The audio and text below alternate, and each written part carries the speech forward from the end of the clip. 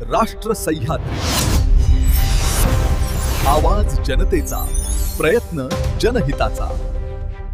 वडगाव शहरी येथील survey number 36 मधील एका उच्चभ्रू सोसायटीमध्ये चोरीची घटना उघडकीस आली असून चोरट्याने तब्बल 4 मोबाईल फोन लंपास केल्याची माहिती समोर आली आहे। संबंधित भामटा चोरी करताना सोसायटीतील सीसीटीव्ही कॅमेऱ्यात कैद झालाय। विशेष म्हणजे हा संशयित स्वतःला मूकबधीर असल्याचं सांगत नागरिकांकडे मदतीची मागणी करत असल्याचं दिसून आलंय।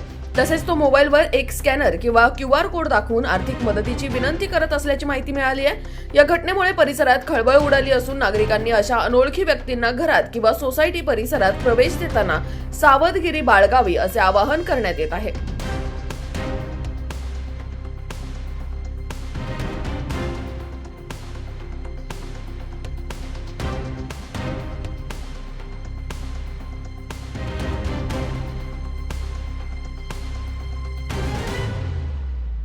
राष्ट्र सह्याद्री न्यूज साठी प्रतिनिधी अर्जुन शेळके, पुणे।